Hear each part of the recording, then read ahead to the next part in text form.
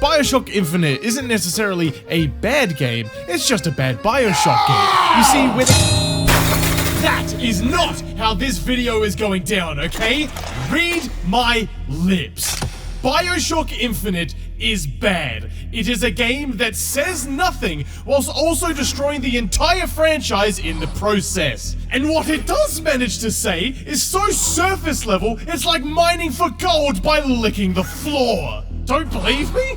Bioshock 1 speaks on the horrors of industries discarding the ethics and morality of man as a means of progression to an unseen end that dooms its society to the consequences fully realized by its libertarian ideology. Bioshock 2 flips the first game's themes on its head and depicts an all-encompassing government state spying on its people with the threat of action upon those who try to think for themselves and the consequences that come with leaving the utilitarian collective nation. Bioshock Infinite is a game about how racism is bad that goes on to validate the racists' ideals. Bioshock Infinite is a game that spends so much time wowing you with a multiversal storyline that it forgets to even conduct commentary around the multiple hyper-religious worlds that the game speculates on. Bioshock Infinite is a game that says nothing in a franchise that says the most. So, in today's video, not only will we be tearing apart the commentary Bioshock Infinite thinks it's doing with its story and world building, but I'll also be talking about Bioshock 1, 2, and Infinite all in one nice, neat package. So grab yourself a tasty treat and sit your ass down, because Bioshock Infinite is bad, and I can prove it. Play the intro.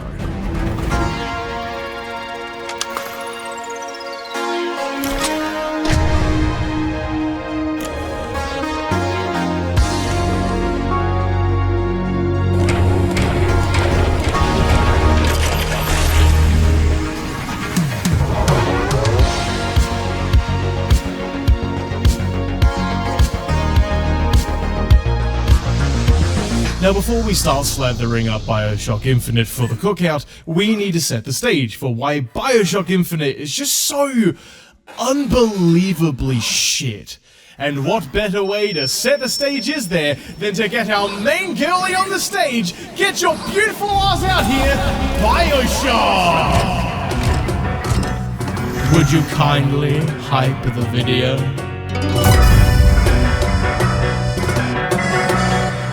I think it's good to start with a surface level understanding on just what a Bioshock game is meant to be. In simple terms, they are cautionary tales, but these games are so complicated that just saying that feels a tad silly. Bioshock games are about human-made principles and belief systems allowed to fester in a world with no limits. How far can humanity go with an idea if there was no one there to stop them? What kind of world can form if the idea of the world itself was that no one is allowed to halt progress, even if progress means the suffering of the majority? 2007's Bioshock is the game when it comes to this kind of world building. Every interaction, every audio log, and every character builds up Rapture to be the cautionary tale that we've all fallen in love with. Andrew Ryan, Rapture's founder, built the city off of his disdain for big government meddling in man's ability to thrive if left be. It's a libertarian wet dream where art, science, and industry are allowed to intermingle with no oversight from regulators or safety boards getting in the way of what's to be. The defining part of Rapture's world philosophy is the Great Chain. The idea is that every citizen of Rapture is a link in a chain, all pulling the chain in different directions. Whoever is the strongest, smartest, or wisest shall pull on the chain harder, thus leading humanity in the logical right direction. And even if the strongest links harm the weakest, this will just make the society stronger, thus strengthening the chain's will. The chain's will is beyond the understanding of any single group to interrupt or interfere, and that's where the Great Chain thrives, in a world without regulations. That's the entire point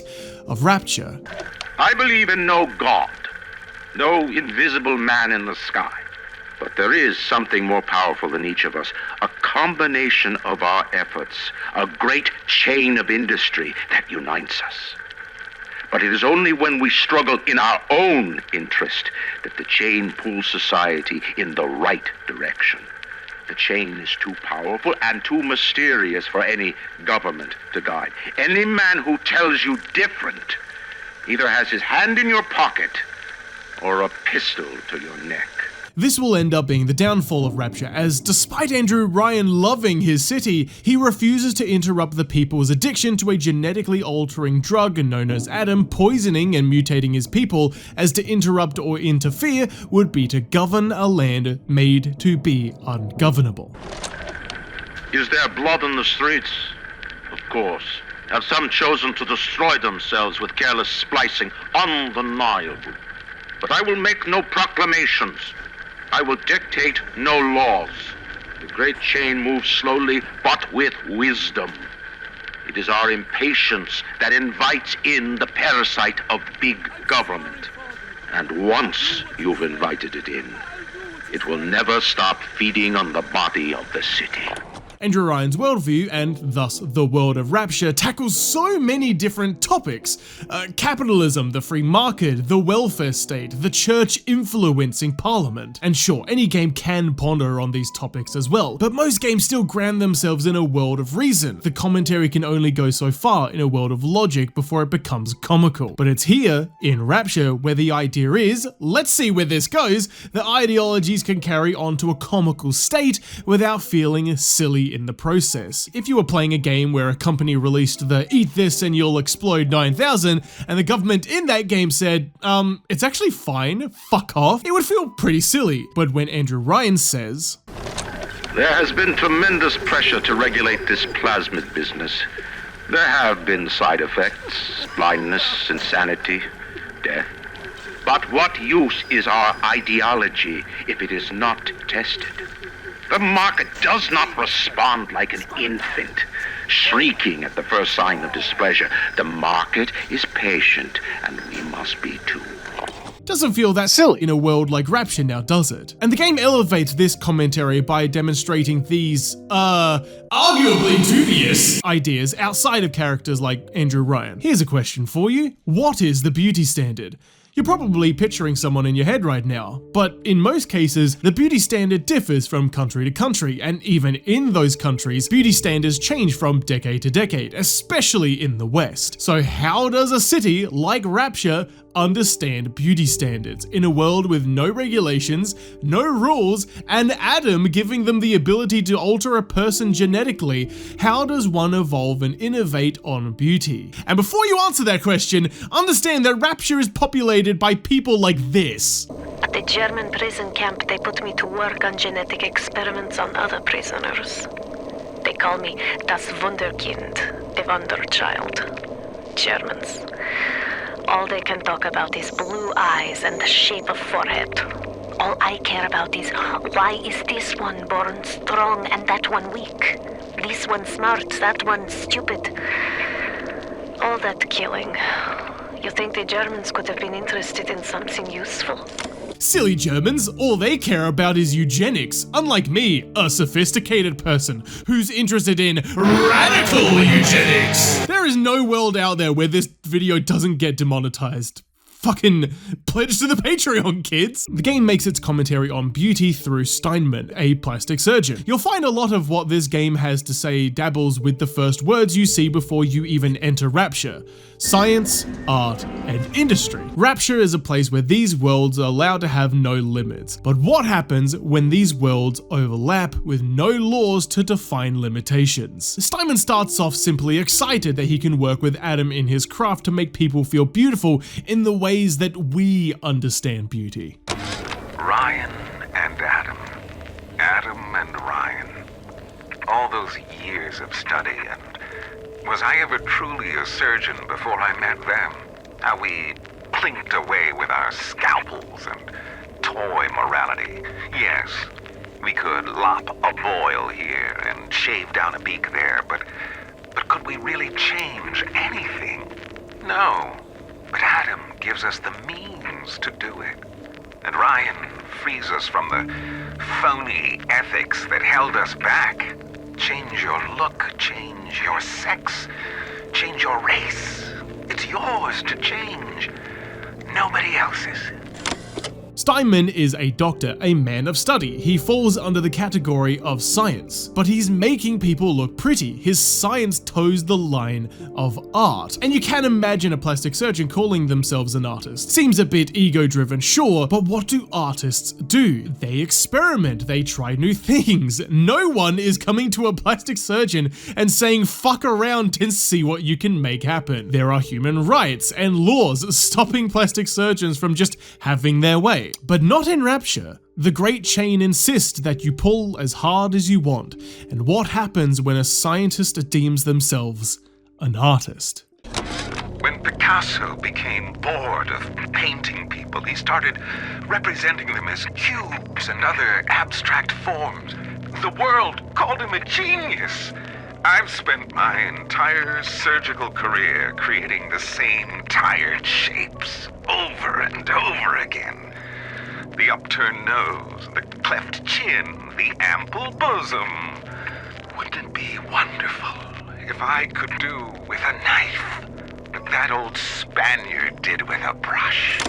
Steinman is written to illustrate what happens when ethics are pushed to the wayside. The rule of beauty is not dictated by society and social standards, but formed in the mind of the man with the knife, and nothing stopping him from finding his standard. Now, let's not pretend that any normal person with no rules is going to go this fast into the deep end of human rights violations. Most people in Bioshock are driven mad due to Adam, and Adam influences the sanity of the game. But it's a writing tool to get us to a place to see what the worst of mankind would look like. That's the point of Bioshock. We want to see the worst that the world could produce if every single vile condition was met. Now, Bioshock 1 isn't just lecture after lecture. The lessons you learn along the way also develop the world of Rapture as well. I mean, obviously the rules of Rapture lay the conditions for all the crimes to unfold, but it's not just showing us stuff that we have never seen to shock us into seeing the worst of mankind for the first time. It also takes the worst of mankind that we know of from our reality and follows it up with a side of cyanide. Monolith Productions, owned by Warner Brothers, released Shadow of War in 2017. I promise this is going somewhere, and featured the Nemesis system, a defining feature and formula for the game that has you making enemies that you can fight and kill, and the game would formulate narratives around enemies evolving and remembering what you've done to them, ultimately giving a player a new fresh story beat of revenge and betrayal, different from any other player who has also played the game. Dude, why the fuck do I write sentences so long? Gamers loved it. It was great. So great that Warner Brothers patented the idea before anyone had even seen it in 2016, and no one else can use it now. Warner Brothers have not utilized the Nemesis system since, and went on to shut down the award-winning game studio Monolith Productions that made the Nemesis system possible back in 2025. If you hear me like this, by the way, this is editing, Zenny. Hello! If they want, they can renew this pattern for however long they'd like. If you try and implement the concept of interactable NPCs having a chain of command or hierarchy in your game, you can be sued by Warner Brothers. This patented contract was filed in 2016. It does not expire until 2036, and Bioshock was making commentary on this shit in 2007. Arcadia is a big, beautiful park of trees that supplies Rapture with oxygen, and in an attempt to stop you from progressing, Andrew Ryan poisons and kills the trees. The second that you find a scientist with the ability to revive the trees and you both attempt to do that, Andrew Ryan steps in to remind this scientist that it is stipulated in her contract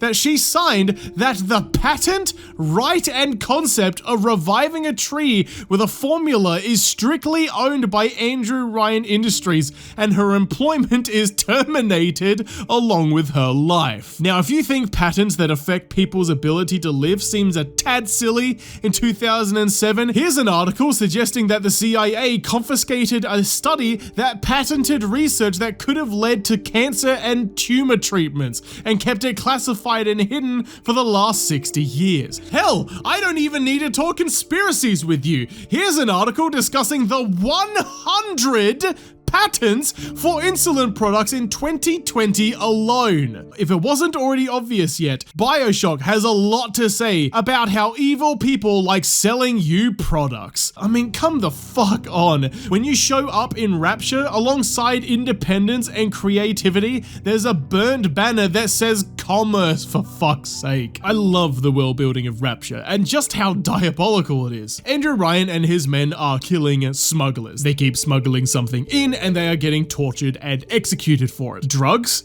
Weapons? Bombs?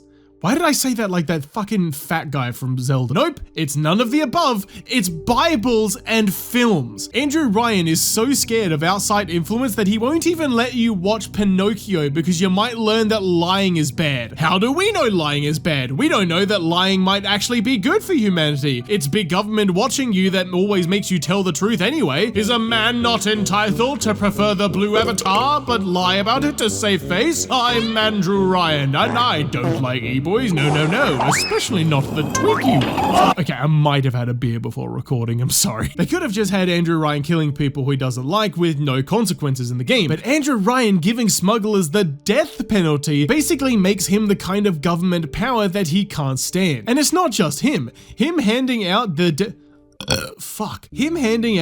penalty also gets the people in an uproar as well. They came to Rapture to escape this kind of action. I also enjoy the fact that even the people of Rapture get sick of Andrew Ryan yapping about being entitled to shit. Andrew Ryan is always going on and on like this. Is a man not entitled to the sweat of his brow?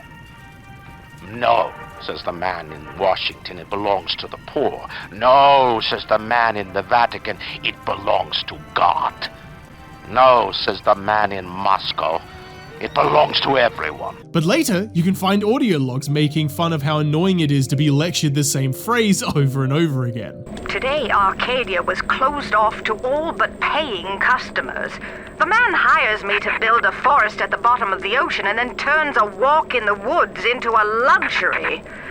Ryan asked, should a farmer not be able to sell his food? Is a potter not entitled to a profit from his pots?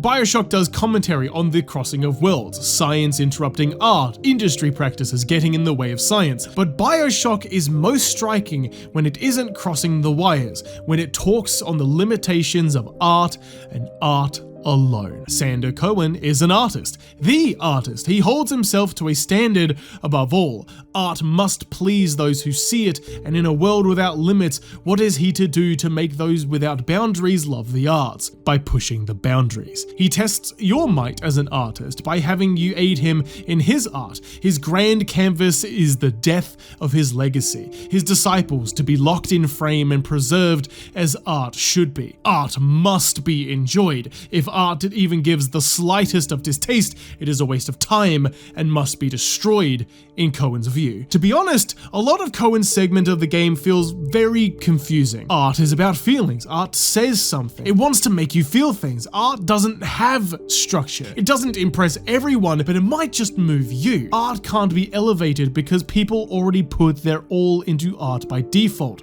Hi, Editing Zenny here. I don't want people getting confused of what I'm saying here, so let me clarify what I mean by art can't be elevated. What I mean by art can't be elevated isn't that the presentation of art and artistry being on display can't be elevated. There are art forms out there that aren't appreciated and can be elevated. What I mean here is the context of the art in of itself to the relation of the artist. Artists put their heart and soul and everything that they know into their artwork. There's obviously room to grow and become a better artist, but in the moment, your art can't be elevated if you know you're putting everything into your art, okay? It's not about demonstrating art or underappreciated art. We're talking about the art and artist relationship and how an artist feels about their work, which is something that Sander Cohen struggles with. So in the end, art in a world of excess and extremes just stays the same. And it's not enough for a world that prides itself on extremes. It all just feels like madness. And it's in madness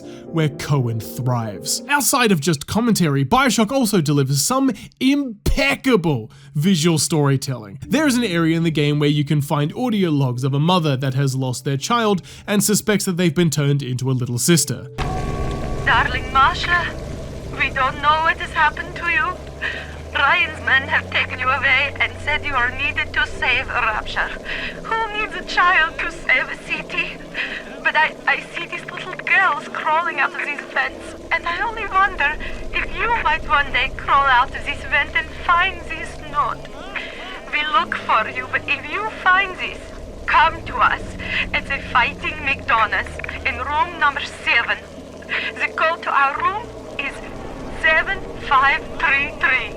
We miss you, our darling child. If you go to the room that she tells her daughter to go to, you can find the corpses of the parents with a bottle of pills they used spilt over the photo of their daughter's portrait. Having the pills they used to take their own lives engulfing what they remember of their daughter to illustrate the corruption of a little girl is genius. You don't get to see that kind of subtle visual storytelling these days. Or at least I haven't experienced it recently.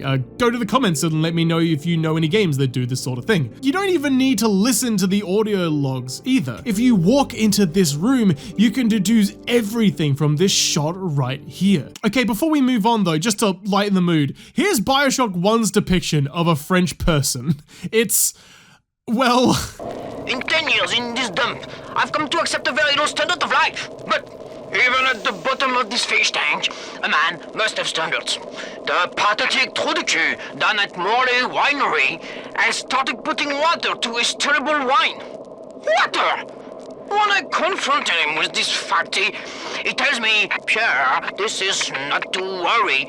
The water, she is distilled. It could be worse. I could take it right from the ocean. It's fascinating going back to a game as bold as Bioshock. It has a lot of things to say, and when it can't say anything and loses itself to the madness just so happens to also be the point. Sure, the game has a neat story as well. We all remember the twist, right? A man kisses his homies goodnight. A slave says it's gay. This isn't a story recap video, okay? There is a reason why I'm talking about this stuff specifically. And don't worry, we'll be getting to Bioshock Infinite real soon! Bioshock is bold with what it wants to say, and it's only elevated further by its sequel. Ladies and gentlemen, give a big round of applause for our darling angel, Bioshock 2!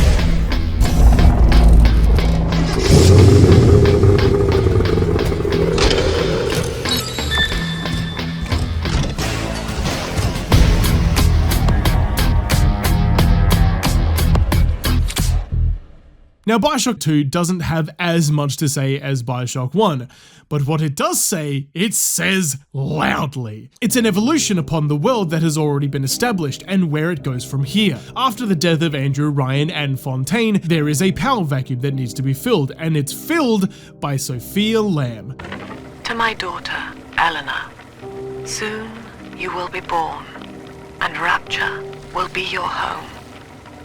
You shall be raised as I was, to advance the common good through social psychiatry.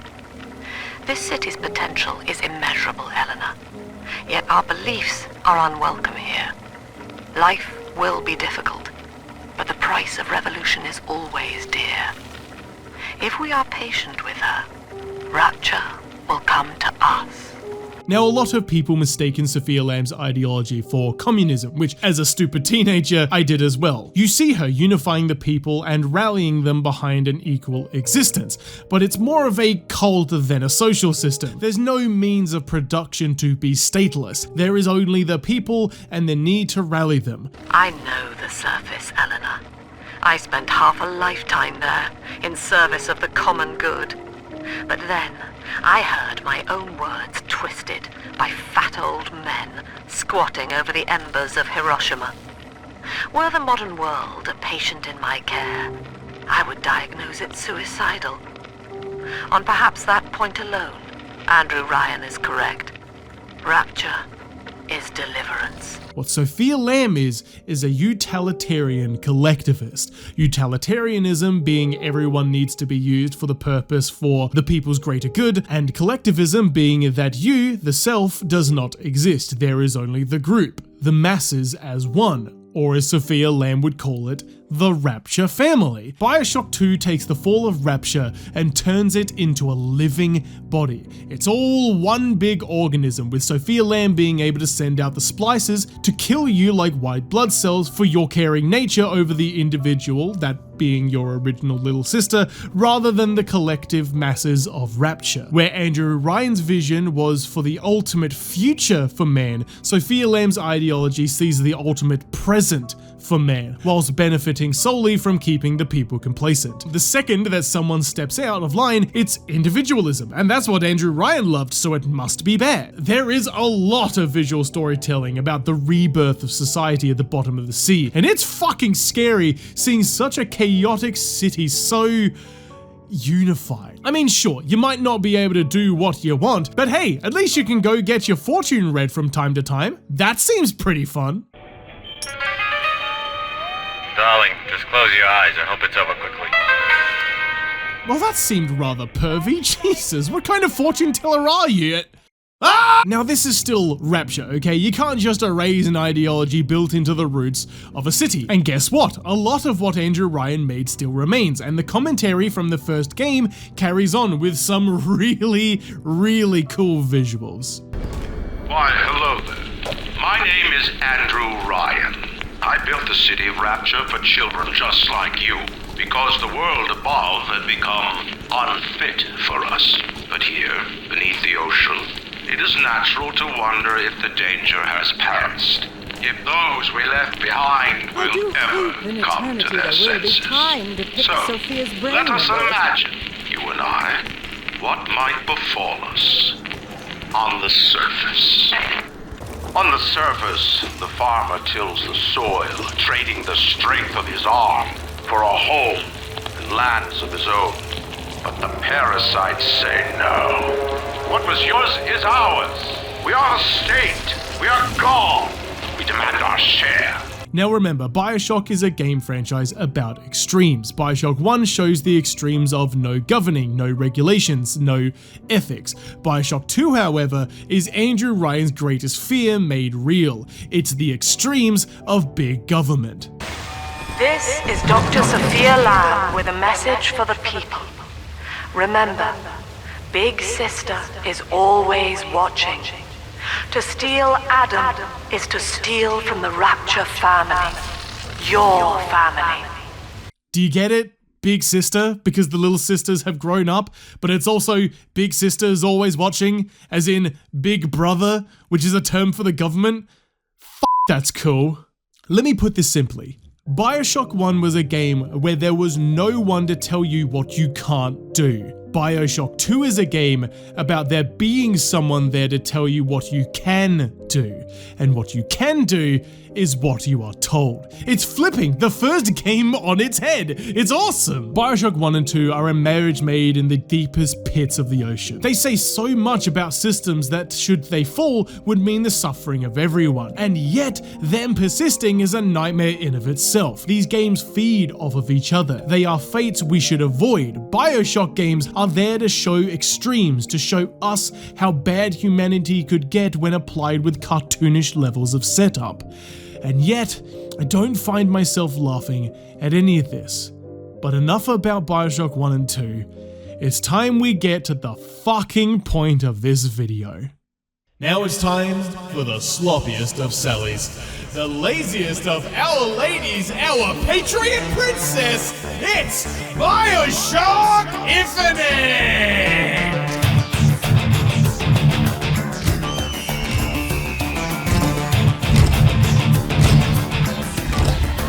Democracy made manifest.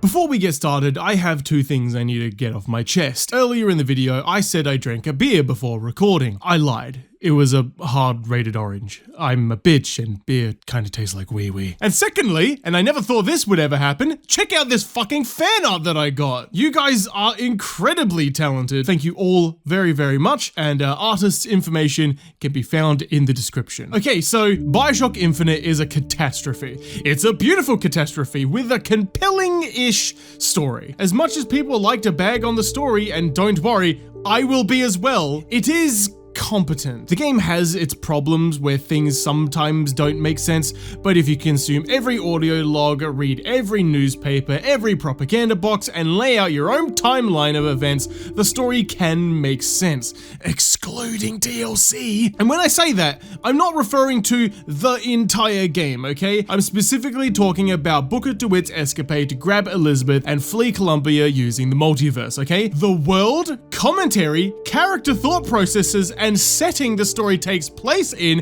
is a completely different fucking story. My problem with the story isn't that it can be confusing and loses you from time to time. My issue with the story is that it is so disconnected to the larger commentary the game's trying to make, and sometimes actually makes things worse for the sake of, whoa, multiverse, woo! Now, like with the other games, this video is not meant to be a recapping of the story, but because the story does affect the larger commentary of the game, we will be breaking down my problems with the game in a linear form. So, as problems arise in the story, we will be talking about them. But if something in the future of the game relates, we will bring it up as well. So now is your last chance to go play the game and come on back. And I'm pretty confident in saying that you will enjoy yourself with Bioshock Infinite. If you like Bioshock Infinite, you're not stupid, or an idiot, or a fool for missing things I'm going to be talking about. Because the main story is so separate from the larger topic of the game, allowing yourself to gloss over it comes pretty naturally. So, where to begin? This video is going to get pretty nasty, so let's talk about some good things first. The game is beautiful, and I do think that the game being beautiful does help the player in the opening of the game's setting. Columbia is a religious utopia, and while it may make some players a tad uncomfortable, there aren't any depictions of violence or hate to start with. The streets are clean, everyone seems happy, and there isn't really anything nefarious going on in the opening hour. And that's what I mean by the game being beautiful helps with the opening. The game's trying to trick you. How can a world this pretty and calm be the setting of a Bioshock game? It is a big contrast to the first games, as Rapture was hostile from the moment you entered the city, whereas what makes Columbia nefarious is hidden under the bedsheets. Throughout the opening, you can find this phrase carved into statues everywhere. The seed of the prophet shall sit the throne and drown in flame the mountains of man. Now, we know this is referring to the cleansing of humanity of the impure and the wicked living on the surface of the earth. But in the moment entering Columbia, you are hit with a lot of hyper-exaggerated religious speak, so it's pretty normal for players to look past this. Now remember what I said earlier in the video, Bioshock games are meant to demonstrate the extremes of belief systems without limitations. The setting is meant to be a tool to get us to where humanity's nature can be tested under certain conditions. And here, in a hyper-religious Christian society, the game is setting up a conversation on the extremes of manifest destiny, the promising of a land cleansed of those not under the grace of God, a promised destiny for those pure and made in God's image. Wow, won't it be cool when the game dives deeper into that later? You play as Booker DeWitt, a detective tasked with grabbing a girl from Columbia in exchange for a mysterious man wiping away Booker's gambling debt. Bring us the girl and wipe away the debt. The setting starts to feel a tad more ominous once you start seeing imagery that depicts your arrival to Columbia. You are what Columbia calls the false Shepard, a foreseen threat that would steal the seed of the prophet, that being Elizabeth, thus stopping this society's manifest destiny. If you're wondering how this is even possible, the founder of Columbia, Zachary Comstock, has the scientific means to look into the future through tears, allowing him to foresee future possibilities. That's why the society worships him. He has predicted the future, and everyone believes him to be graced by God. After this, the game hits you with the twist, where a fun, light-hearted lottery is for the privilege to be the first to hurt a mixed-race couple. This is crazy, and you think the game's about to start ramping up the stakes of the world and start start doing some tasty commentary. Yum yum yum. A white supremacist religious country cut off from the rest of the world. It's a gold mine of social commentary just waiting to happen. This is what I mean by showing the horrifying extremes of a society in a world that removes the limitations. This is what Bioshock is all about. Nobody should be getting excited about seeing racist imagery in a video game, but when the game is saying things about race and how society got to this point, it's quite interesting. What happens when ethics and morality are left behind in a surgery room? You're left with horrors beyond human comprehension. And what happens when a racist society is emboldened by limitless power and a floating city where no one can come to stop them? Once you get caught with your false Shepard brand, the city is gunning for you. You flee and you'll run through a building in an attempt to escape, and you'll find a home in support of African Americans. And yet the words they use are still extremely distasteful. The game is set in 1912 in a full-blown white supremacist society where even the progressives are passively racist, but they are hiding the oppressed, printing banners to rally society to reason and compassion. And when they see you with the brand, they don't rat you out. This is extremely powerful imagery. You are the devil made real for the Colombians, and because of the horrors that these people have seen, they consider you a potential savior. The start of Bioshock Infinite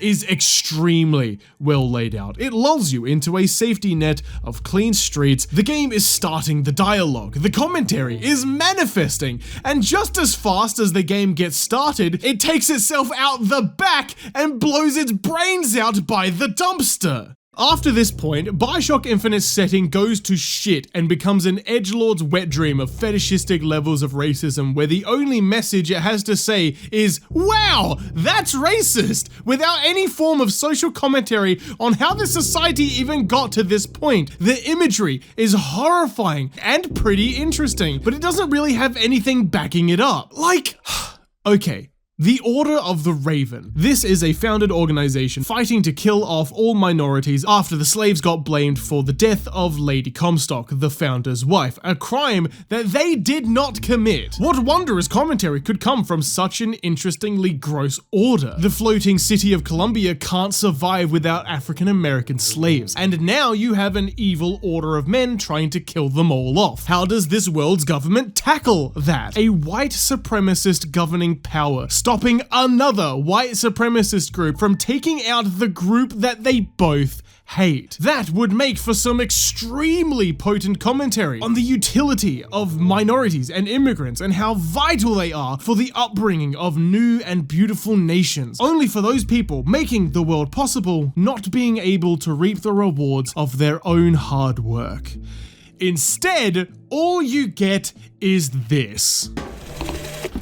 Sweet Mother of Columbia, why do we worship three symbols in your memory? We worship the sword, so that we might avenge you. We worship the raven, so that we might cover the city with eyes. We worship the coffin, because it symbolizes the weight of our faith. This is the founder of the Order of the Raven, and it's just religious gibberish. Now, maybe it's a good idea to depict racist zealots as fucking morons drooling on their own toes, but a whole game about idiots being racist doesn't make for an interesting narrative. You don't build an entire flying city in the sky by being stupid. The imagery of the Order's headquarters is gross and makes for some, again, really interesting world building. They idolize John Wilkes Booth for taking out Lincoln, and even depict Lincoln as a devil who tried to destroy America by wanting to set the slaves free. This is horrifying, it's brilliant, and it goes on to set up the Ravens as just an enemy that you sometimes fight, and that's it. No, really, I think you fight maybe 6 of the Ravens in the entire game. In the audio log that I showed you before, the first Raven speaks on how they use the Ravens to spy everywhere in the city, which is pretty spooky. Next to the first audio log, there is a second log where they spied on a white man who they noticed would buy 3 apples every day at market, despite there only being him and his wife at home, and the zealots just instantly assume that they are harboring a person of color. when in reality, bro was just eating 2 apples a day. Where are you hiding them? What? Don't play games with me, boy. Where are you hiding the colored? We see you in the market buying 3 apples every day. But all we see is you and your lovely white gal here. So where are you hiding them? Sir, please. I don't know who you're speaking of. A race trader has no place in our Columbia. Perhaps you'll be more inclined once the Ravens had their share of fun. No! Please! This audio log, okay, it's brilliant. The Ravens go from just being racist idiots to extremists so far gone into their own ideology and their love for the white man that it's come full circle, and they are harming their own people on the assumption that a man couldn't possibly eat 2 apples a day. He must have been harboring a fugitive. It speaks on the irrationality of bigotry given the freedom to fester and allowing the self to make racism one's mission. It's pretty interesting, right? I must be an idiot to say that the game says nothing after that, right? Well, get fucked. I lied. This audio log isn't even in the game. It's not real. I wrote this and got some buddies to voice act it for me. The Ravens aren't deep, harmful archetypes stemming from narrative commentary. They are just an enemy for you to shoot. After walking through this building for 4 minutes, the Order of the Ravens never comes up again. The only reason that the Order exists in the first place is so that the game can throw extremely racist depictions of the world's people. So racist that I can't even show it on YouTube, which makes this all really hard to talk about. But if you care to see the video uncensored, the full uncensored video is up on Patreon. But back to the Order of the Ravens, alright? This is what I mean when I say that Bioshock Infinite is bad. Every level has the bones to speak on some really interesting topics, but 90% of the time, the game either doesn't know what it wants to say or drops the ball with amazing setup and just handles its commentary really poorly. And the other 10% is great commentary, where your characters that you play as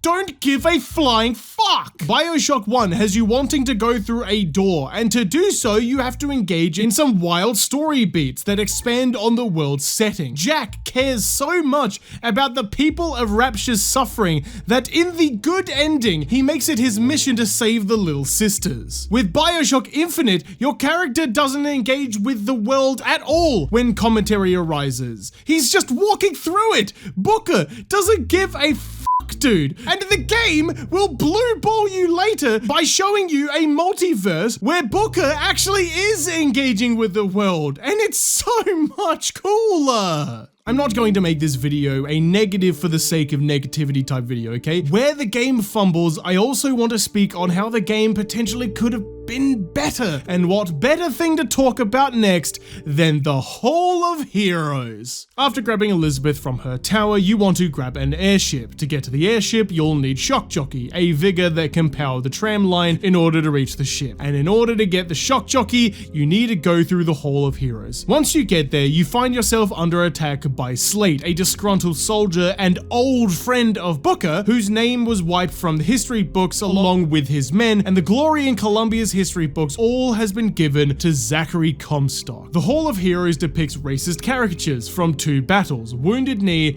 and Peking. I wasn't taking the piss when I said this game was grotesquely racist. I understand that it's meant to be the propagandizing of race supremacy, but after the 7th racist depiction, this just feels like shock value for the sake of shock value. But anyway, now this segment of the game could have been pretty interesting. The game wants to talk about a religious leader faking victories in battles where he thinks he's seen the true nature of Native Americans and the Chinese, and because of his victories, he is the most suitable leader and is able to convince his followers to follow him into the sky as he is a leader capable of keeping the evil races at bay. Only the game loses its messaging because of the implications of the multiversal story also coasting along as you play. The game wants to speak on stolen valor by saying Comstock wasn't at these battles, but Slate is mistaken with one battle and kind of lying about another. So, massive spoiler, Comstock is Booker DeWitt, and Booker DeWitt is Comstock. The idea is that Booker felt guilty for being a cavalry leader at Wounded Knee where they slaughtered Native Americans. Booker then turns to the church for forgiveness and rebirth through baptism. We play as Booker DeWitt, the man that was going to get baptized but bailed and decided to hold himself accountable for his past actions. And Comstock is a variant of Booker that did get baptized, being reborn as Zachary Comstock, who then justified his crime at Wounded Knee, which emboldened him to see his race as superior and goes on to command the Battle of Peking. Now, Slate hates Comstock for stealing valor, which is a cool through line, but loses a lot of weight when Comstock was there. Slate is remembering Booker DeWitt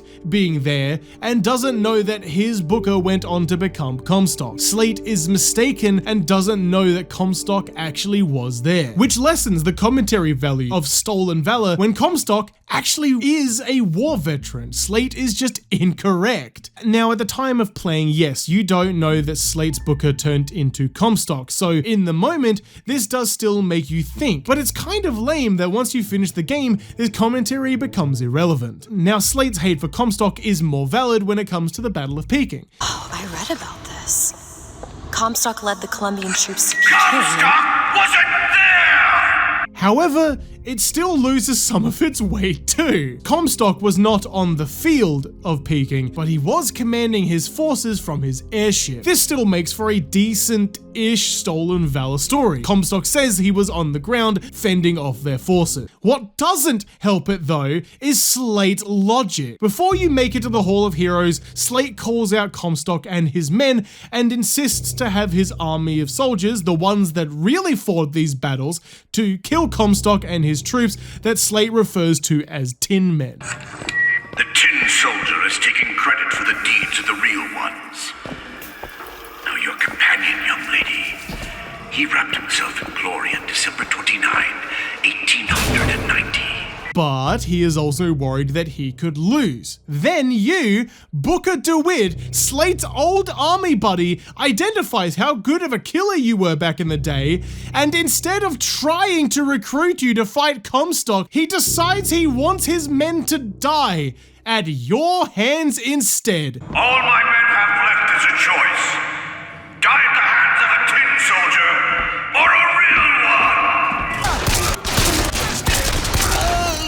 Fucking why? Slate hates Comstock. We hate Comstock. These are all Booker's old mates from the war, and all of their honor has been stolen. Why the fuck would Slate instead rather not fight his dreamed of battle and just get them all killed fighting you? Why would Booker not want to avenge his brothers in arms if the end point leads him to where he wants to be anyway? Slate will tell you it's dying with honor, but what the fuck are we talking about, man? This all just bogs down to Slate is crazy. And that's just so fucking boring. It just erodes any story about stolen valor that was there and just makes this a level about an ex-friend turned crazy fool wanting to die of glory for no fucking reason. The game needed some people for you to shoot and it just made it your old mates for no logical reason whatsoever. And this is what I mean when I said before that this game's story glosses over the commentary it could be making and just has shit be confusing because whoa! Wasn't Bioshock 1 so wacky and insane? Slate at this point also, by the way, is working alongside the Vox Populi, a rebellion group of slaves and oppressed civilians wanting to overthrow Comstock's system and make Columbia meet its true potential. Later in the game, you'll travel to a universe where the Vox, Daisy Fitzroy, their leader, Slate, and Booker all joined forces to overthrow Comstock's regime. Why is this game writing two different narratives and making you play the boring one? Now, I said earlier that your character just doesn't fucking give a shit about anything in this world, and this is the perfect example. Slate gives a massive speech about Comstock's manipulations, and Booker does not give a fuck. He just wants to get the shock jockey and leave. Corporal DeWitt proved his worth on the field that day. Well, I'll be. Slate? Is that you? You've always been different, haven't you, Booker? You crave no glory. Look, I see you're caught up in some kind of jam here. If you could see fit to let us through to where they keep the shock jockey. This world has a class and race revolution uprising storyline that could happen, but Booker is too busy spamming the skip cutscene button so that he can just blow people's brains out, and it's just so boring. Comstock's coming, Booker. But our lives won't satisfy him, oh no. He won't rest until he's turned us into tin. I won't let him. He took my past, but that's all he's getting from me. Just give us the vigor. We don't need to do this. And if you think that sounds like a load of bullshit, wait until you get to the Vox Populi. After you get the shock jockey, choose to spare or kill Slate, a choice that changes nothing aside from him sitting in a cuck chair later in the game, and you get the airship. Elizabeth clocks onto the fact that you aren't rescuing her and you plan to take her to New York in order to pay off your debts. She hijacks the ship and flees after it gets stolen by the Vox Populi, and you are finally introduced to Daisy Fitzroy. Daisy Fitzroy is really cool. Before meeting her, the game lays out diary logs to supplement character development before you meet her. Days at Comstock House was simple. Hard work, sure, but simple. Wringing the linen, scrubbing the floors. Lady Comstock, she even had a kind word now and then. Almost enough to make me think I had a place in their world. God made foolish girls so he could have something to play with. She tasks you with collecting the Vox Populi's order of firearms from inside Fingerton in order to give back your ship. And what follows is somehow the best visual storytelling the game ever pulls off, followed by poo-poo and wee-wee and a little bit of cum too. And don't you fucking worry, we'll be getting to the Vox Populi real soon! But first, we need to talk about Fingerton, because Fingerton is fucking awesome. It's the most Bioshocky that Infinite gets when it comes to speaking about industry. Fingerton is the workers' district of Columbia and preys on the impoverished lower class to make all of Columbia's goods. And Fingerton has a lot to say about the manipulative tactics of capitalism and the worker-boss relationship. And it's all run by Jeremiah Fink. Jeremiah Fink is the closest thing we get to an Andrew Ryan. Not in regards to belief or even levels of cool. Trust me, Fink is no Ryan, but in the way that they have audio log commentary about the world. Comstock is the main villain of the game, and much like Andrew Ryan, he has audio logs everywhere. However, Andrew Ryan's logs were personal logs. He speaks on a topic in a diary-like form, whereas practically all of Comstock's logs scattered throughout the game aren't actually diary logs. They are speeches distributed throughout the world like propaganda. What exactly was the great emancipator emancipating the Negro from? From his daily bread, from the nobility of honest work, from wealthy patrons who sponsored them from cradle to grave, from clothing and shelter. And what have they done with their freedom? Why, go to Finkton and you shall find out. No animal is born free, except the white man. Comstock talks knowing people will be hearing it, whereas Andrew Ryan only talks like the only people that will hear his logs is either himself or one person in mind. Fink has this nice middle ground where he has audio logs speaking like Andrew Ryan and audio playing out loud in the world to manipulate the masses and also give the world more depth through social commentary. You know what? Here's a drinking game for you. Take a shot every time I say the word commentary. Good lord, you'll be dead within the hour. Fink talks on the exhausting struggle of the privilege and how being a blue-collar worker, no matter how hard it is better. It toes the line of race propaganda without bringing up race specifically, and swaps out the classes with animals as to make the manipulations more palatable and consumable. The working man is that they are unhappy with their lot. Oh, why torment yourself, I ask? The ox cannot become a lion, and why would you want to? Who wants all those responsibilities and worry? You do your job, you eat your food, you go to sleep. Simplicity is beauty. Fink also victimizes his workers as well by not paying them real money, but tokens that can only be spent at the company store, but insists that this is actually to protect his workers from evil people that would want to exploit them at the register. Now, some say to me, Fink, why is it that we get paid in tokens that are only good at the company store? Well, I'll tell you what, I'll be damned if I let any of you poor folk get robbed at some shady establishment. You see, the Fink company store brings you Fink products at a price designed specifically for the Fink worker. This speaks on a lot of American history. Company town. The second you lose your job, you lose your home, and a lot of workers wouldn't be able to leave their employment no matter how bad the conditions were. It's speaking on American history, but evolving it. This is what I'm fucking talking about, man. This is sick. And then the game tops it all off with the most diabolical shit I've seen in the entire franchise. We see an auction for jobs. Not auctioning how much the workers will get paid, but on if the workers will get paid at all. When a job is up for grabs, workers are bidding the time it will take them to complete a job. And if the job is not completed in the bidded allotted time, they don't get paid. Starting bid, 20 minutes. 15 minutes. 15 minutes now, bid 14. Will you give me 14? 10. 10 minutes bid, now 10. Will you give me 9? 9. I bid 9. Bid, now 9. Will you give me 8? 9 minutes bid, now 9. 8. 8 minutes bid, now 8. 7 and a half. 7 and a half. 6 minutes and 15 seconds. 6 minutes and 5. 5 minutes 50. I could do 5 and 50. 5 and 50. I said 5 and 50. Anyone know that 5 and 50? Coal porter goes to the worker in the blue shirt.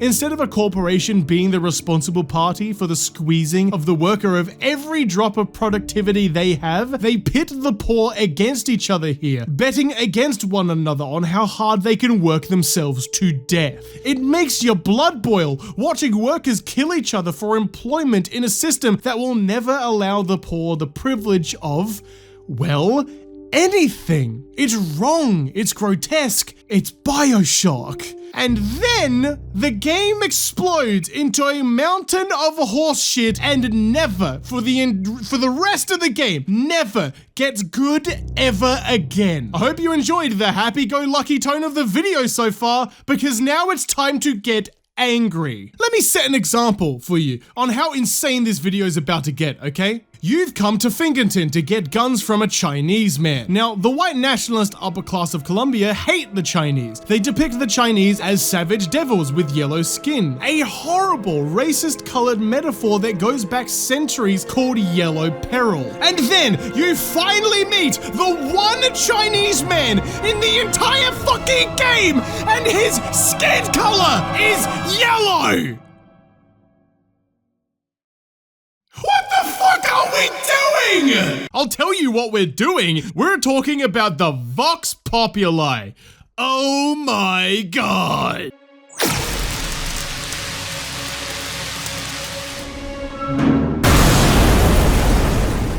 We interrupt this video to let you know that this is a robbery. You want the video to continue? Then put all the money in the bag! These videos are a lot of fun to make, but they're also kind of expensive. So I'd like to talk to you all about my Patreon and my YouTube memberships. Now, if everyone was willing to give me their money, I wouldn't have to spend so much time robbing banks in order to make these videos happen. Well, that's not good. Patreon pledges and YouTube memberships offer a wide variety of benefits and rewards, like behind-the-scenes content, early access to the videos, and your name listed in the credits of the video. And hey, if you donate $10 a month, you get your name read out at the end of the video! That's kinda cool, right? All these funds go towards 3D assets, commissions, concept artists, voice actors, and so much more. Become a member today by clicking the join button under this video, or to become a Patreon member, click the link in the description. Oi! A little bit of warning, man! So you wanted a side profile? God, do you think I committed a crime or something? The Vox Populi are an unarmed band of colored minorities who have been enslaved and exploited since the founding of Colombia. I want these people to set themselves free so they can go on and fight the system and make a better Colombia. They are the good guys. The white nationalist religious nutjobs who enslaved the African Americans depict these people as savages with no life direction who, if they were given the upper hand, would turn into little freaks, killing you in the streets and stealing your women. These horrible depictions of African Americans is why the upper class white people are the bad guys. But the second that you give the guns over to the Vox Populi, they turn into savages with no real direction who start killing everyone in the streets and stealing the women. They even fucking say they're doing it. They're ours. Your wives are ours. It all belongs to the Vox. Daisy Fitzroy's whole character flips and turns into a little monster, threatening to kill kids and smearing blood all over her face. The game makes all of the white religious pricks evil by showing how racist they were in how they kept saying people of color are savages, and the game's overarching conclusion to this horrible imagery is that the white racists were fucking right. The game has no idea how it wants to feel about the Vox Populi, and we know it's clueless because even Elizabeth doesn't know how to feel. You give the Vox the guns and they start fighting the police and military. This is the Vox fighting for their freedom. It's depicted as good. It's great. Even Elizabeth thinks it's great. You literally fight your way to the factory through the military to seize the means of productions, and she says that this is amazing. And I am not joking, 40 seconds later in an elevator, she turns into a completely different fucking character and says that Daisy Fitzroy, the freedom fighter, and Comstock, the white supremacist who wants to destroy the world, are the fucking same. They're just right for each other, aren't they? Who? Fitzroy and Comstock. I was so set on getting to Paris. I didn't really think that... You couldn't have known this would happen. I had a role in this catastrophe. If you want to pretend that we're purely innocents in this, then that's your prerogative. She is saying this before the Vox have started killing innocent people. She is saying this before Daisy Fitzroy has turned on you. What is happening right now? The Vox, okay? They have honest to God only done the right thing thus far. But because the game has realized that you'll have no bad guys to shoot if the Vox save Colombia, it tries to soft launch the Vox's evil bad guy career arc by making you think they are evil for freeing slaves by only taking out people with guns trying to kill them. And there is a reason why Daisy Fitzroy turns into a monster out of nowhere.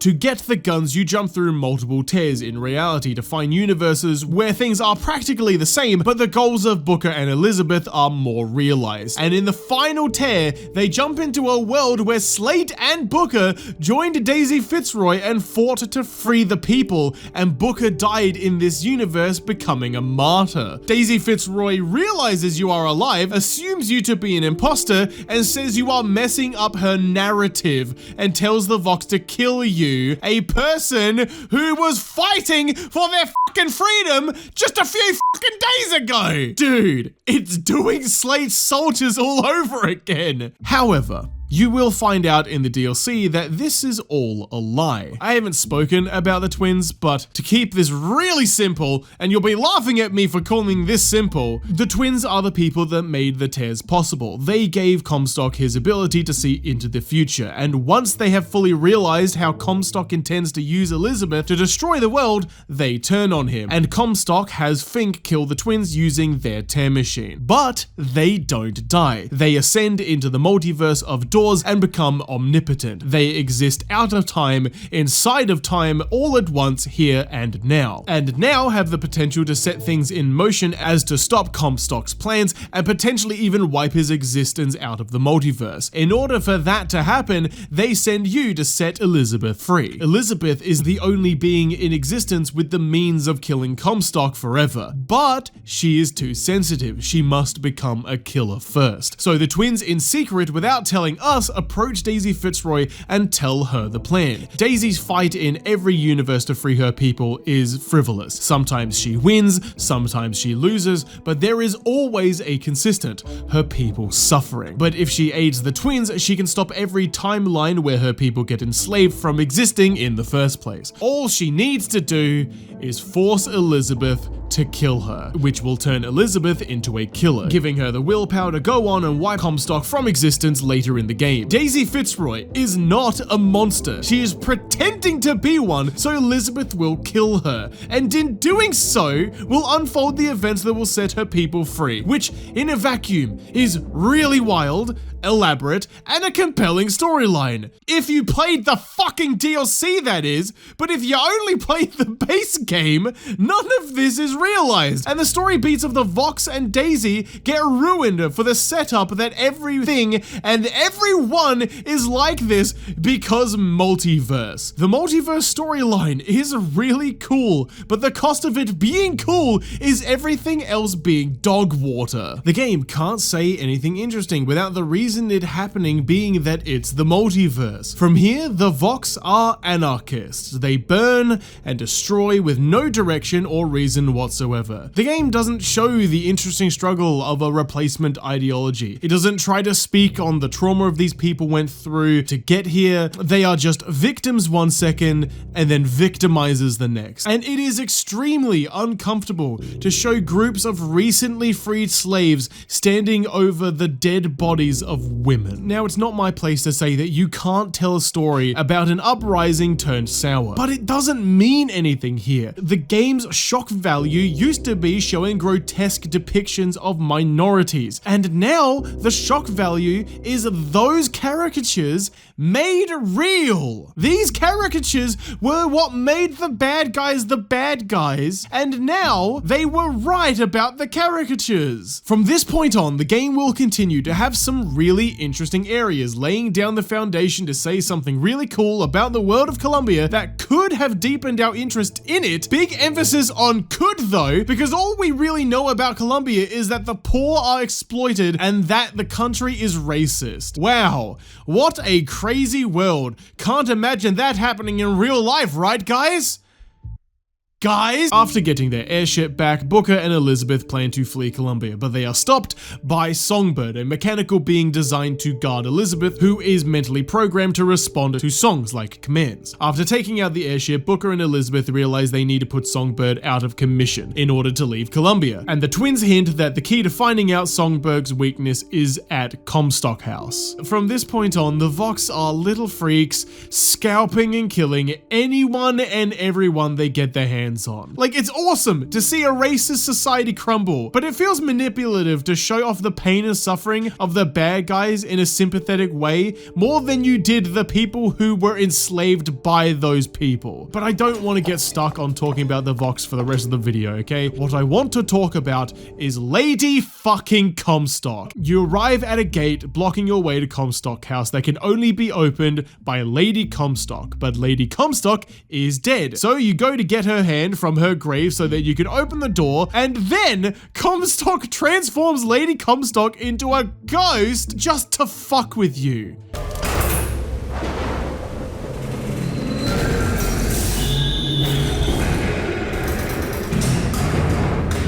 You see, child, you chose to follow a false shepherd, and he has led you astray. What I do for love. What lion does not cringe to see their cub in pain, but spare the rod, spoil the child. If you won't listen to me, perhaps you will listen to your mother.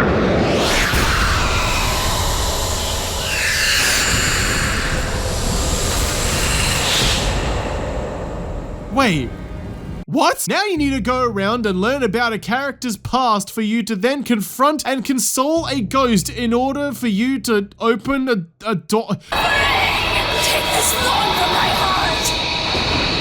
I owe you an apology!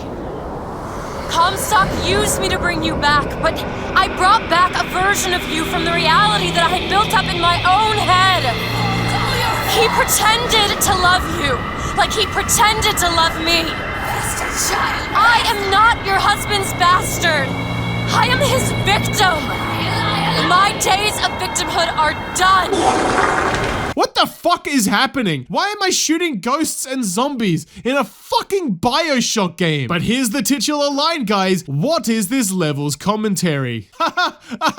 It doesn't have any. The game is done saying things. Now it's all about the fucking multiverse and taking down the Comstock timelines. And now you bounce around learning about the science of the tears. Can you imagine if Bioshock 1 sat you down for an entire hour and made the focal point of a level be that it wants to teach you the science behind a city under the ocean? Nothing else, just wants to explain the lore of how the city works. But guess what? Bioshock 1 does that organically by having audio logs scattered throughout Rapture where the city is most damaged. You learn this shit over the span of 8 hours through McDonough. Like, come the fuck on. Lady Comstock's level features a bank.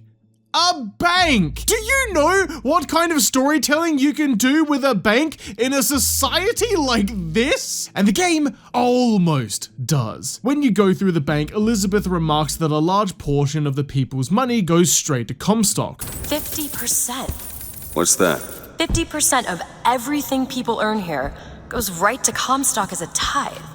I gotta get me a job in the profit business. This is cool. Do you know how much better the story could have been because of this small detail? Picture this. Alternate timeline. The game is about racism and class struggles. Comstock taxes the people 50% of their money and explains that life is perfect because that money goes towards fighting the Vox and keeping the people safe. None of that money goes to the veterans that have had their names stripped from the history books, so Booker recruits them. Comstock says a lot of that 50% goes towards fighting the Vox, but was taxing the people 50% before the Vox even formed. And he is the one creating a fake terrorist group in order to validate that tax. Then, when workers and slaves start rebelling, which he knew would happen eventually, he already has a name slapped on them, pre-engineering the people's fears. The Vox. So Booker then recruits the Vox Populi as well. The only people they need now are the upper class white people. All they need to do is prove that Comstock has been stoking a fake race war to keep the people complacent with his tithe. Hidden deep in the bank are the financial records of his lives. It won't convince everyone, but it does get a lot of white people realizing that the only difference between themselves and the people of color is both of their money being in the pockets of Comstock. The gross, horrifying depictions of race throughout the game are there to scare the people, but once the people become class conscious, they start to rebel against the system. The bank could have been the center point of the transition from a race war stoked by a religious fanatic to a class war. Now, it's not perfect, and I wrote this in like 5 minutes, but it's the kind of social and systemic commentary that you would expect from a Bioshock game. But guys, you're not going to believe it. There actually is a hidden vault belonging to Comstock. There is a log in there from Lady Comstock, and it's her realizing that Comstock is a bad person. I know the prophet is a liar, but he cannot be. I know the prophet is a murderer, but he cannot be. For if the future lies only in the imagination of God, why would he reveal it to such a monster? Gee, thanks. I didn't fucking know. Let's rewind a bit. Let me remind you that this level is trying to make you sympathize with Lady Comstock. She was lied to by Comstock, and you can see cool imagery depicting Comstock's horrifying personality being larger than life, and behind it all is a small, pure woman victimized by the evil Comstock.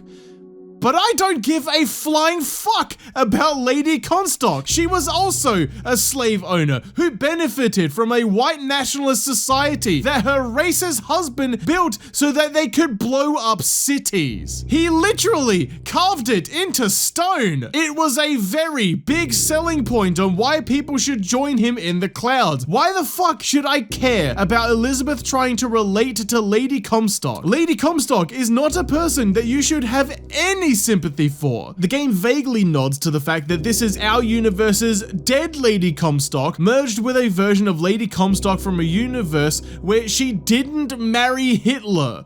But what is she?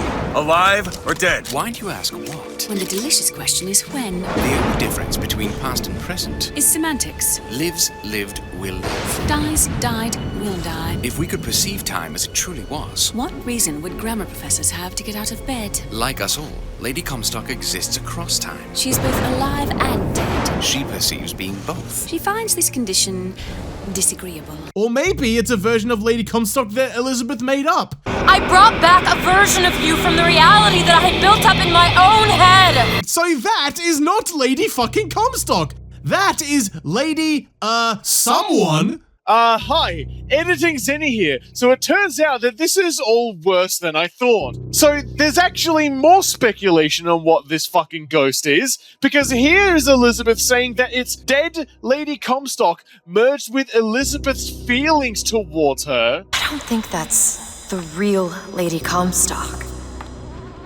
I think she's a combination of herself and my feelings towards her. But then, in the next fucking sentence, she then goes on to say that it might actually be Lady Comstock merged with a version of herself? I think she's her, but she's also partly me. I'm not even sure I understand it myself. And before you go to the comments and try to over-explain this shit, no. Stop it. I forbid you to make a fool of yourself. Why are we spending so much time having characters that never met each other apologizing and attempting development for characters that are either already dead or characters that aren't fucking real? The first two games had me fighting genetically mutated consequences of a society allowed to harm itself under the guise of progress and evolution. The third game has me playing Ghostbusters. And shit only gets worse from here. I mean, not story-wise, the story is really neat, okay? I can't emphasize how much I don't mind this multiversal shit, but it's the fact that the writers are just doing nothing with some of the coolest locations ever written in fiction. Songbird will end up taking Elizabeth to Comstock House so that she can be experimented on and conditioned into being the successor Comstock wants her to be. Let's speed run this overcomplicated stuff so that I can talk about Comstock House. Elizabeth is taken and you work your way through Comstock House to get Elizabeth, only to find out when you arrived at Comstock House, you were sent forward in time by future old Elizabeth, because in all timelines, Songbird kills Booker in his attempt to save Elizabeth. With Booker not saving Elizabeth, she is then conditioned to be the world's end like Comstock wanted, and it's only once the world is being destroyed that Elizabeth realizes what she has done. It took all I had left in me just to bring you here. Elizabeth, I don't understand. I heard you screaming. I was coming to get you. Are we... Here. Take my hand.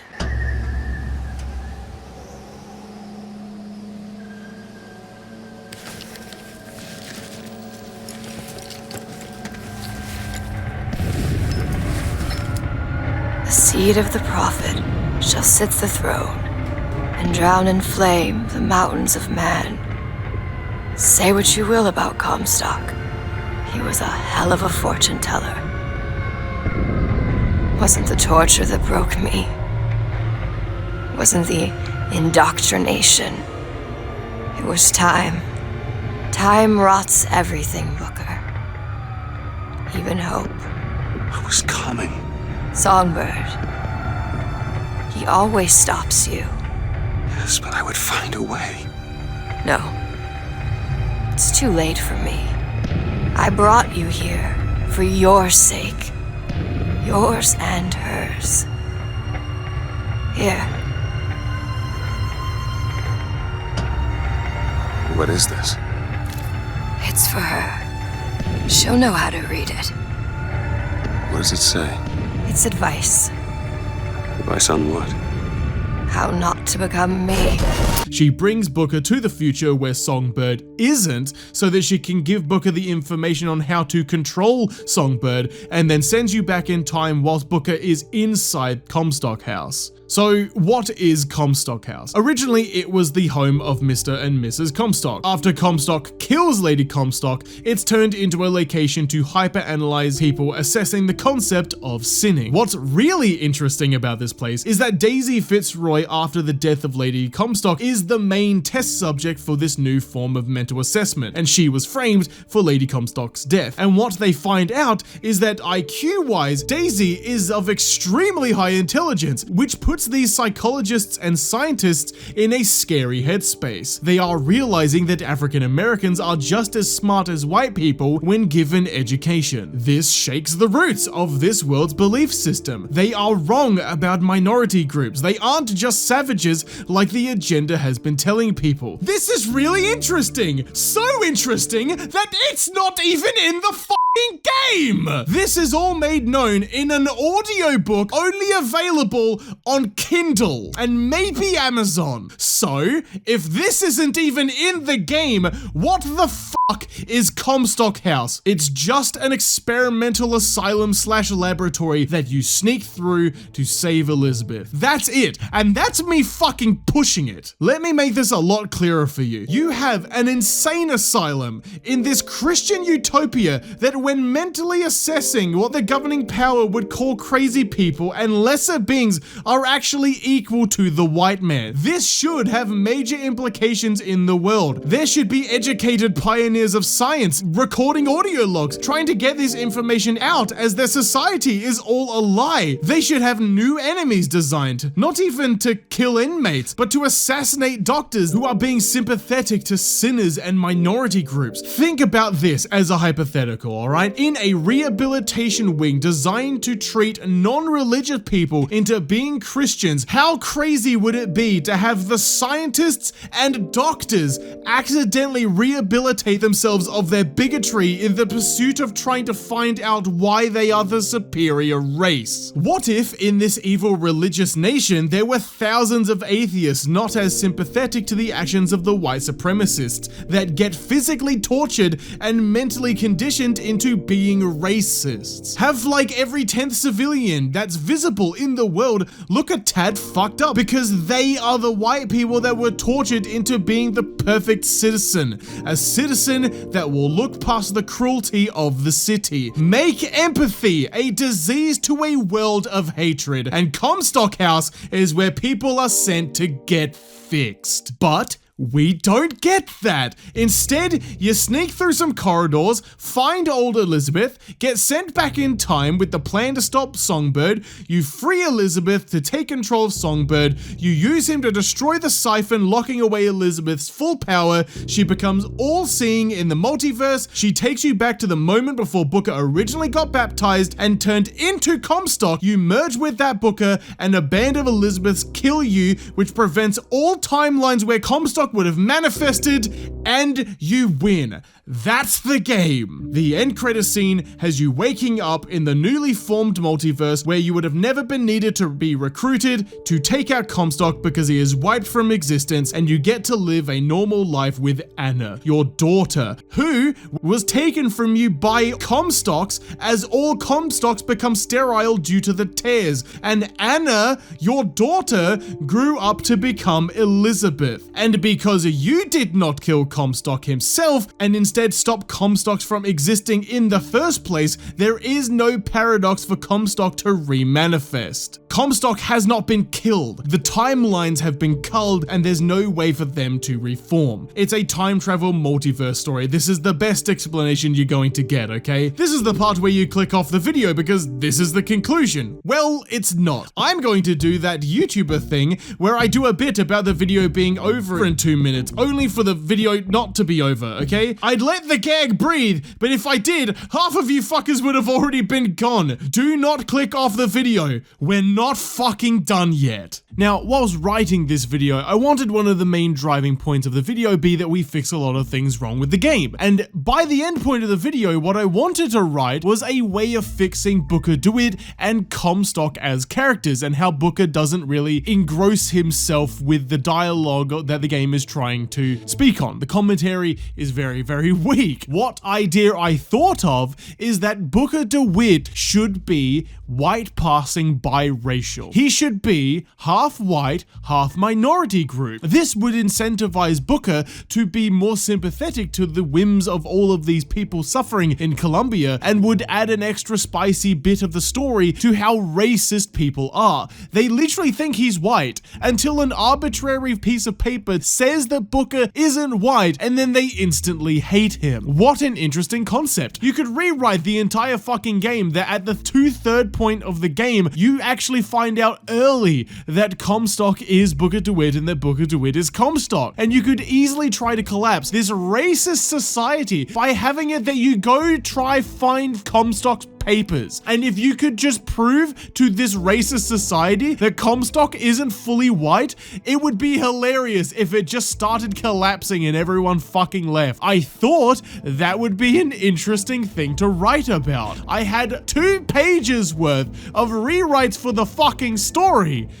But guess what? To my surprise, because it's never fucking brought up in the game, Booker DeWitt is a white passing biracial man. He is half Native American. That's why he felt guilty about Wounded Knee. I would scream.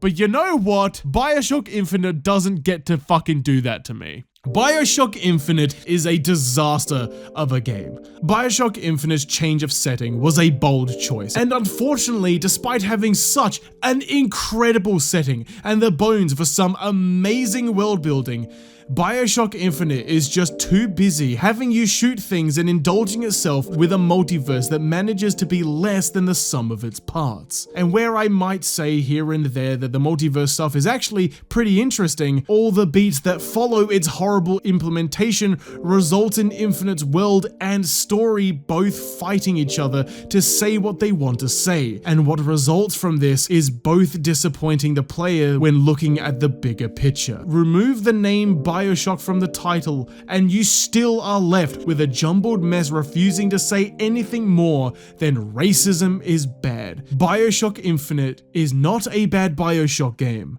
Bioshock Infinite is just a bad game. Well, there you have it. Bioshock Infinite is bad, and I think I've proven it. That's the end of the video, right? What else is there to say? For fuck's sake.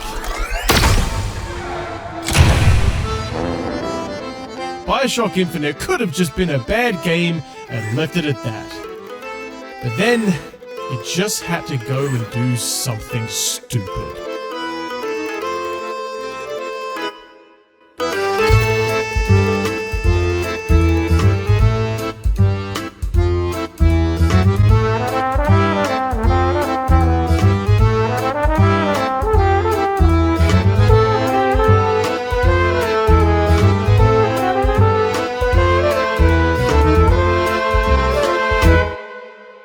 Burial at Sea is the most unhinged, grotesque attempt at franchise sabotage that I have ever seen. I've spoken on the changing of franchises and the evolution of development. Check out my Borderlands 4 video. But my god, Burial at Sea is not a DLC. It is a noose that the franchise hung itself with. You can play Bioshock Infinite and tell yourself that, well, it wasn't really my thing, but at least I still have Bioshock 1 and 2. Haha, you fool! It should have been called Burial by virtue of retcon, because everything that you loved about Bioshock 1 all happened because of Elizabeth. If you were annoyed with the multiverse time travel storyline of Infinite, I have some bad news for you. Every single event of the first game was put into place by Elizabeth. But how the fuck did we get here? What is Burial at Sea? Let's get this story wrapped up so I can start to bitch. Burial at Sea episode 1 has you playing as Booker DeWitt in a timeline where he moved to Rapture, and the Elizabeth that we played alongside in Infinite is here. This is the last Elizabeth in the entire multiverse. Our Elizabeth was not one of the girls cells that drowned you at the end of Infinite. She remained outside of time and space for this event so that when all of the timelines are cleansed, she is outside of the fabric of reality, so she is not affected. She is omnipotent. She sees all timelines, all doors,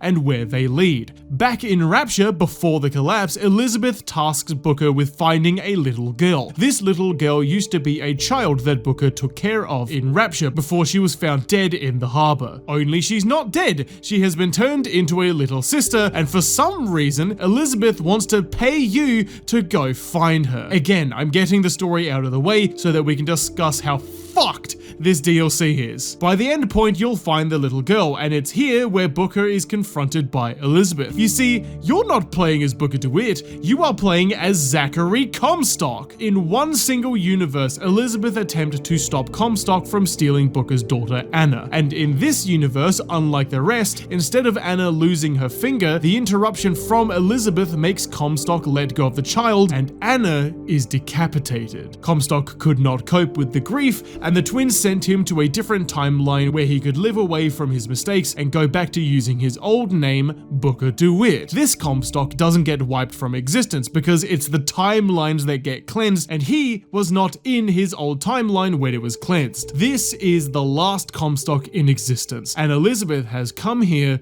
to kill you. This is really cool, but really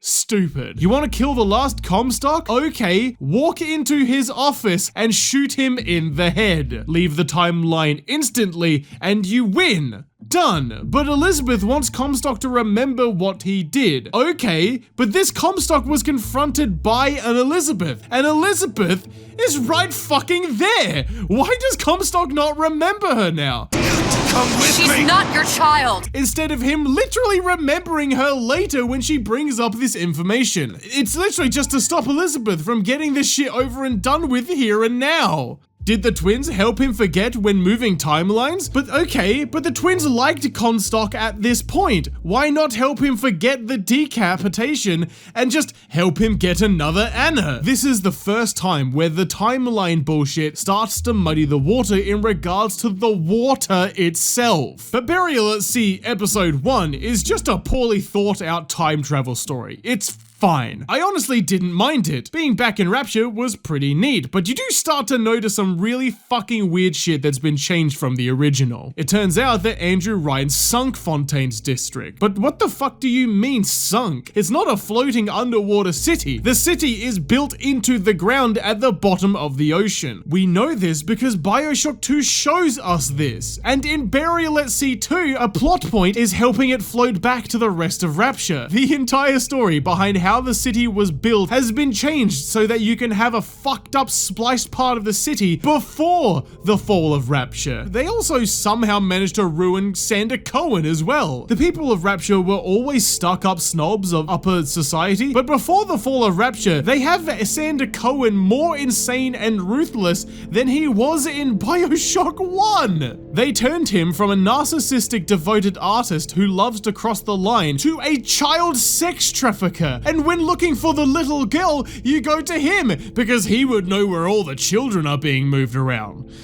Ew! But Sander Cohen is not the biggest issue in Burial at Sea. Oh no, no, no! Comstock gets killed by a Big Daddy just like Elizabeth had planned, and episode 1 ends. It's a confusing but interesting continuation of the Comstock story. It leaves everything wrapped up in a nice neatish package sitting in some poo that doesn't do too much damage to the original franchise. And then Burial at Sea episode 2 goes ahead and kills your dog with a hammer. The dog's name was Billy, by the way.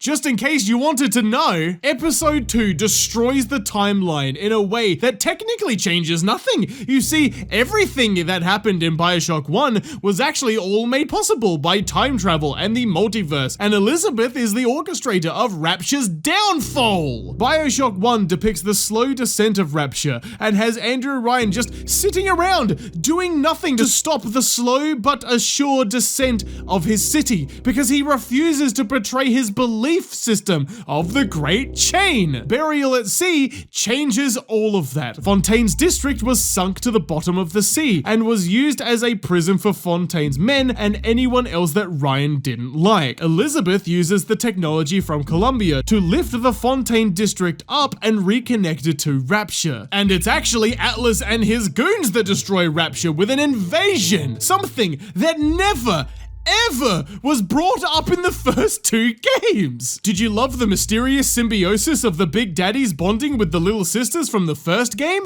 Well, guess what? Elizabeth in episode 2 is the one that coordinated the bond between all of them, and all it took was her telling 2 little sisters to be caring.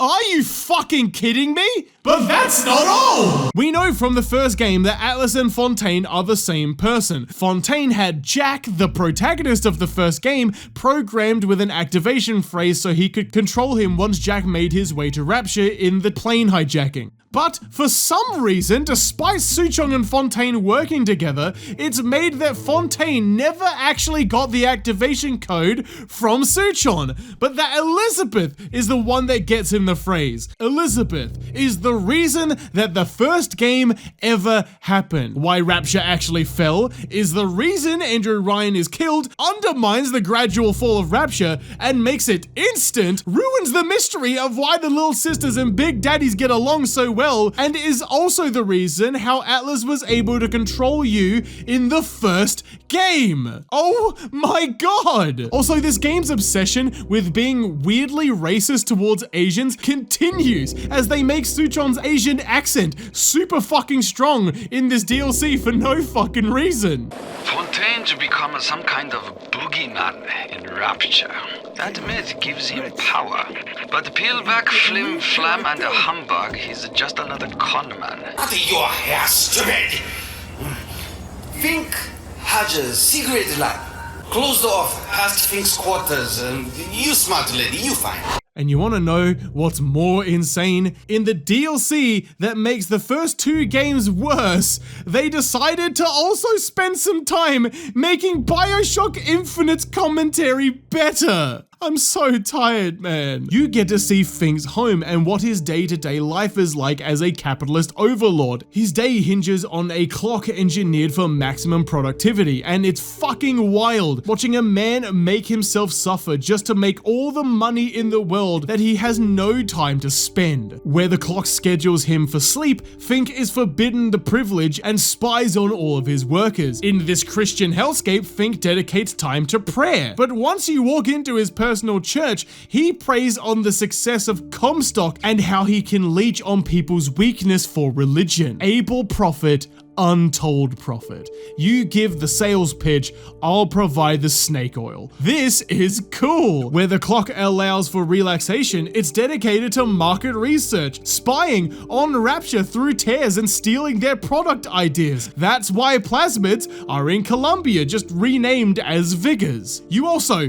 get this, the sickest audio log of Daisy Fitzroy from Columbia. Check this out. As to the matter of religion, let me place myself in the camp of the agnostic. I pretend to understand the mysteries of the infinite no more than you, Comstock, or anyone else for that matter. For the sake of argument, let's say this is all one unhappy accident, and we're all alone in our toils.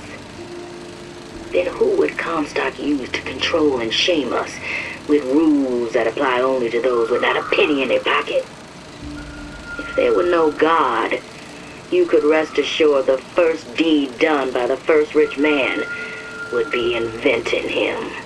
Bro, where was this in the base game? All this world building is for the world that already concluded in Infinite. It is horrifyingly cool on Columbia's part. But then you start to notice a few plot holes in Burial 2's story. If Elizabeth is the one that forms the bond with the Big Daddies and Little Sisters, then why was this Big Daddy protective of Sally in killing Comstock? Why did this same Big Daddy kill Elizabeth at the start of Burial 2? If the Big Daddies are only extremely aggressive when you touch the little sisters, and the bond hasn't been made yet. Also, just as a fucking issue that I personally have, they make you play as Elizabeth in Burial Part 2, but only after they have written that she is killed and has been brought back with none of her powers. Can you imagine just how cool the game could have been to play as Elizabeth with her powers? Picture this.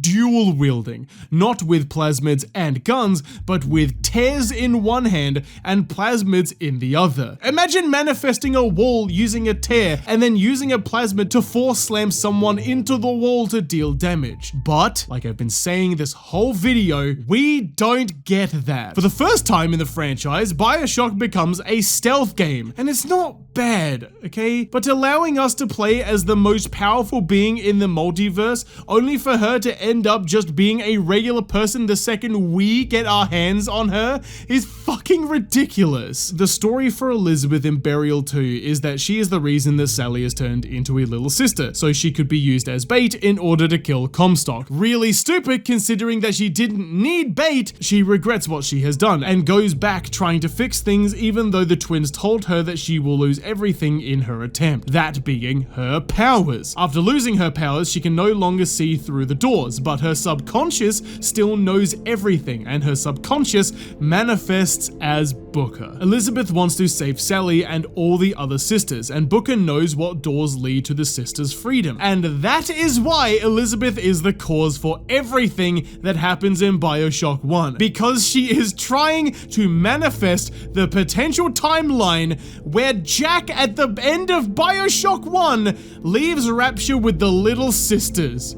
Oh my god, even the good ending of Bioshock 1 is credited to Elizabeth. And this is what caused this video. You know what? Bioshock Infinite really did end up being a cautionary tale, just like all the other games. Yeah, it's a story about how not to blow up one of the best game franchises ever made. Bioshock Infinite is bad because it has no respect for what came before it and is a joke that steals all the elements of someone else's punchline in an attempt to write its own. Which is an insane thing to say because it's the same fucking people that made Bioshock 1 and 2. Everything that happens because of Elizabeth. Want to learn something from Bioshock Infinite? Here's a lesson for you. Do not introduce multiverses and time travel into a franchise that did not start with it. And above everything else, do not tackle these sorts of themes if you don't have the balls to follow through on those themes. Bioshock Infinite is bad. Full stop. Goodbye. The end. You know what? This was fun. I liked this. I didn't always understand why you did this, you know, the whole talking to yourself thing makes you look like a fucking moron. But I gotta say, it really does help the whole trapped in a simulation thing. And as for you all at home, don't worry, Zenny will be fine. The virus will wear off by the next video, I'm sure. As for who I am, I've always been here. You might have just not been paying attention. You know what? What's one more title card for the road, okay? You ready?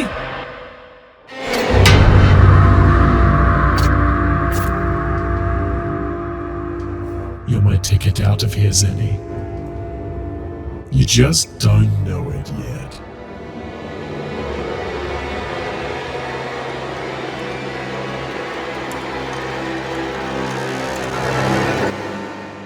Oh man, that was a long one, wasn't it? If you've made it this far, I can imagine you probably want to subscribe, so it would mean the world if you could press the subscribe button for me.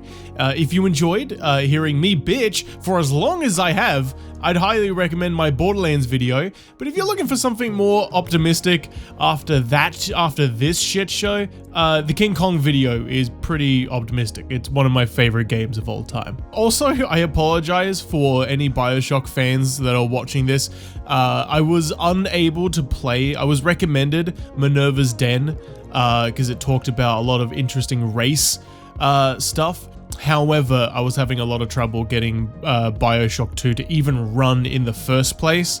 it just kept crashing, so unfortunately I wasn't able to play the DLC.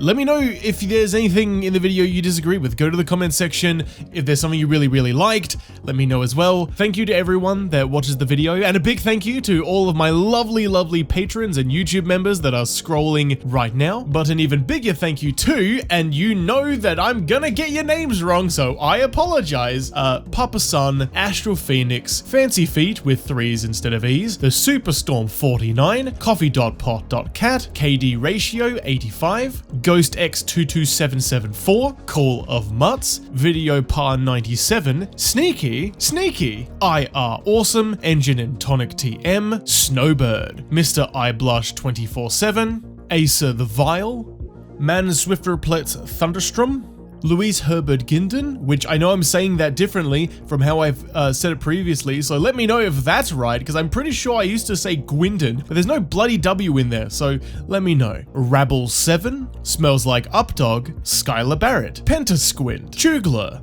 Dat One Blue Mew, Delafontaine Does, Augustus Wolf, Camping Carl, Eileen the Crow, Harry L, Gorgalisk. Okay, this name's a bit fucky, so it's either Dr. Dead FD or Dr. DED FD. I am so sorry.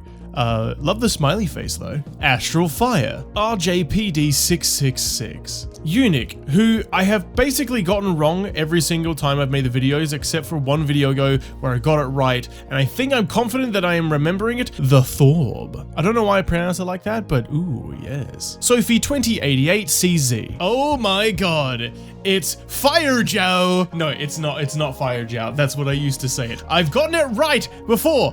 Fuck, it's saying Feijiao. So I hope that's right. I'm so fucking sorry. I think it's been different every time I've said it. Igoric, Lucas Edwards, Mr. Bunkles, Squeed Nuts, Helium Flash, Regretful Respawn, Red Raptor 98, Black Blaze 22, Kodiak Bricks, Peter Ingham, Daxtim, Snow 281, Aimless Traveler, Smittles, Sir Potassium von Calcium, Kimson Robinson, Caliver, Rotisserie, Roach, Vast Western 4, Carstein. Another name that I always get wrong, and you have pointed it out to me, let me see if I can get this right, Malaya Milanzeal. There's capitalization in the middle, but no spaces, so I don't know if it's one name or it's not, but thank you for the money, it means the world. Nazora or Naziora? Archeo RKO. AX Hawthorne. By the way, the periods are silent. Thank you for letting me know in your name. I apologize. Hunter, Firebat Steve, Misakaka Sphinx, and then he's got a Darth Jar Jar as his photo. Very cool. Ninja Monkey, DY Hero, Only Twerks, and it's a fucking photo of my character with teeth missing. Thatcher Van Den Hemmel, DX Shuttlesworth, Wheaty the Great, I Zenny like to chew on other people's pens. Your boy Nick. Nerd to Death, Sicko Matrix 24, Bacon Lord, Good Soup, Archer Farris, Negev 2000, Good Morning Crew, Ender, Rena Snack, Jellipo, Juniper, Safa and Krishel, Percy the Maple Boy, Animated Zack, Vertigo, Jesse Labrie, Doc, Shoko or Shokua, who is also one of the artists that did some fan art in the video, so thank you very much. Uncharted Hearts, Logan Underwood, Mutants 23, Forever Rockin' 19, Tom Quinn, Mint Chocolate Tea, Nomi, Nocturnium, The Hamster Ball, Blue Vegas, Gingivitis, Dougie Boy 03, Zuchi Hedron. I might be getting that wrong, so I'll just say Zuchi. Pyre, The Superstorm 49, Unique, Engine and Tonic TM, Coffee.pot.cat, Call of Mutts, Matthew Henry, The Akashic Records, Sam Cords, JFK 911, Darth Neb 223, Jason Hayes, Gaming Basics, Bacon Milkman, Video Par 97, Zombie Viewer 1122, Eunice Emre Bulot, Dalmoni, Gator, and TSM Corpse. Thank you all so very much for all you guys do for me. As I'm recording this, after this, I'm gonna upload the video and get it ready for it to go up. But then I'm moving out. Your support and how the channel's been going has finally made it possible for me to move out, and I found a rental, and I'm just so happy. Seriously. Thank you all so much. You have made this possible with your support, whether it be just by watching the videos or the financial aid. It really means the world. This is a dream come true for me. So I won't let you down, and I'll get lots and lots of videos out for you all. But anyways, I will see you guys in the next video. Bye.